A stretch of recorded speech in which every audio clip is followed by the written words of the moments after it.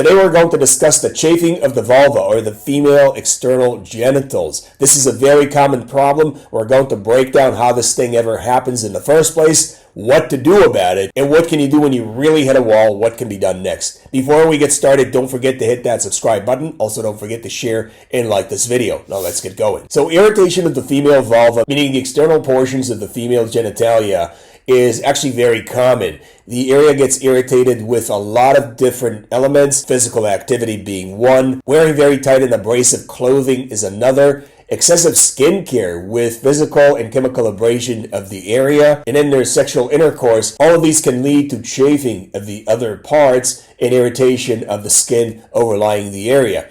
Now, most cases of chafing just work themselves out. They're self-limiting, the woman waits them out, and in a couple of days they're gone. However, certain cases actually persist, and in those cases, you really want to take a step back and avoid anything that could have brought the episode on. So if you're in the habit of using excessive skincare over the area, and by excessive, I mean anything besides lukewarm water and simple soap, you probably want to back away from all of these practices, all of these scrubbing, the exfoliation, and any other cleansing habit that you may be applying to the area. Also, if you're in the habit of shaving or removing hair from the area, this would be a good time to back away from that for a little bit until things calm down. As far as choice of underwear is concerned, so female underwear, the most common female underwear, which is the briefs, those can be actually very irritating to the groin area and the vulva, as they have a very sharp rim, which can be pressing on the groin folds and the labia majora. So choosing a more soothing and comforting underwear is actually something that can be very helpful. Specifically, you can use something called boy shorts, which are sort of boxer briefs, or you can use actual boxer briefs, boxers, or trunks. And in the more severe cases, you can wear them on the inside out so the seams of the underwear do not actually come in direct contact with the groin or with the vulva and don't make the situation worse. If you're a very active workout enthusiast, and that may have been a factor in bringing on your chafing, back away from exercising for a few days. And obviously, if sexual activity brought this on, you may want to consider taking a break as well. Many people with chafing of the groin and the privates tend to go nuclear as far as cleansing and disinfection and use of many different medicated creams. My advice to you is avoid the majority of these products. Do not disinfect the area.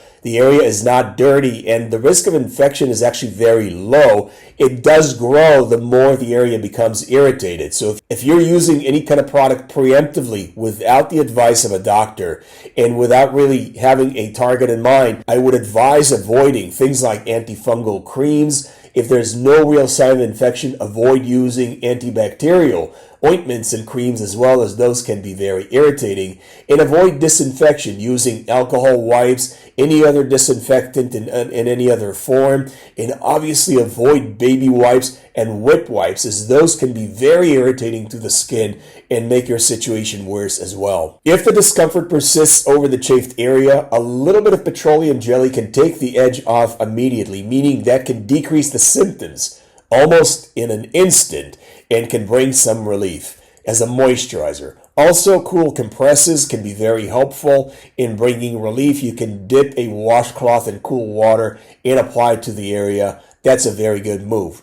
If the area is oozing, there's a lot of secretions over the area, but the skin is not broken down yet, you can apply what's called a Dombro soak, which is Dombro powder reconstituted in a water bath, in which you soak a washcloth, dip it in the solution, apply the soaked washcloth to the area. But remember, this is for external use only, so do not apply it into the labia minora or the inner parts of the vulva. Apply it only to the groin and the labia majora, in case those are the parts that are affected in your situation. If your discomfort persists, this is the time to go see a board-certified dermatologist.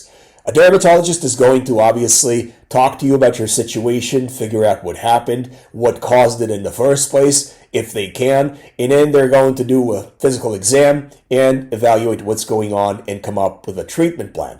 Many of the steps that I've mentioned in my videos so far will help you tremendously and will mitigate the irritation factor as well as calm things down.